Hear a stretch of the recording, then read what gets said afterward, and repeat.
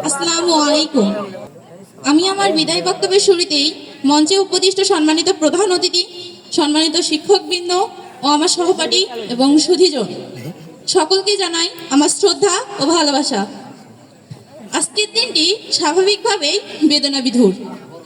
দীর্ঘ সময়ের পড়াশোনার পাঠ চুকিয়ে আমরা আজ দীর্ঘ 5 বছরের প্রাণের প্রতিষ্ঠান থেকে বিদায় নিতে যাচ্ছি। তবে এই বিদায় একদিকে যেমন সম্ভাবনার তেমনই বেদনার, কারণ এই চলে যাওয়া মানে সামনে আরো উচ্চতর শিক্ষার হাতছানি ডাকে নিজেকে আরো যোগ্য হিসেবে গড়ে তোলার জন্য এগিয়ে যাওয়া। আজকের দিনটাতে আমার মনে পড়ছে, এই তো সেদিন আমরা নবীন ছিলাম। আমাদের বড় ভাই ও বোনেরা আমাদের মিষ্টিমুখ করিয়ে বরণ করে নিয়েছিল, কিন্তু দীর্ঘ এই 5 বছরে আমরা হাঁটি হাঁটি পা পা করে আজ বিদ্যালয়ে অগ্রজ হয়েছি। যখন আমরা প্রথম এই বিদ্যালয়ে এসেছিলাম তখন কেউ কাউকে চিনতাম না, সকলের মুখগুলো আমাদের কাছে নতুন মনে হতো, কিন্তু সেই অচেনা মুখগুলোই আজ আমাদের কাছে মায়া মেশানো মুখ। সেই অচেনা মুখগুলোই আমাদের কাছে চিরচেনা মুখ, যে মুখগুলো কখনো ভুলে যাবার নয়। সেই অজানা মানুষগুলোর সাথে অনেক স্মৃতি জমা রয়ে গেল। Roll number 1 yes sir, roll number 100 yes sir.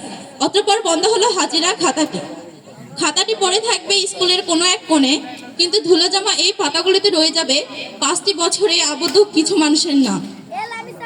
এভাবেই শেষ হয়ে যাবে আমাদের স্কুল জীবন। আমাদের বিদায়ের পরিক্রমায় শিক্ষকদের যে ভালোবাসা ও সহযোগিতা পেয়েছি তা অনন্য।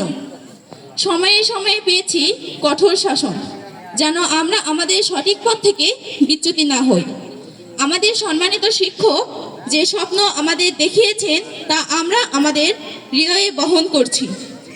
আমরা যেন এই বিদ্যালয় ও শিক্ষকদের সম্মান রাখতে পারি, তার জন্য সকলের কাছে আকুল চিত্তে দোয়া চাচ্ছি।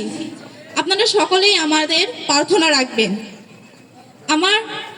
আমাদের এই স্কুল জীবনে বিদ্যালয়ের শিক্ষক মণ্ডলী সকল ছোট ভাই বোনের সাথে বিভিন্ন সময় মিশতে গিয়ে বিভিন্ন ধরনের খারাপ ব্যবহার করেছি।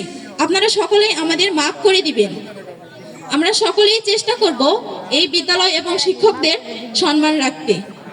আমার যারা ছোট ভাই বোন রয়েছেন, আমার সহপাঠী রয়েছেন, তাদের সাথে দীর্ঘদিনের স্মৃতি ভুলে যাবার নয়। দোয়া করবেন আমরা যেন সুস্থভাবে পরীক্ষায় অংশগ্রহণ করতে পারি, আমরা যেন ভালো ফলাফল করতে পারি। শিক্ষক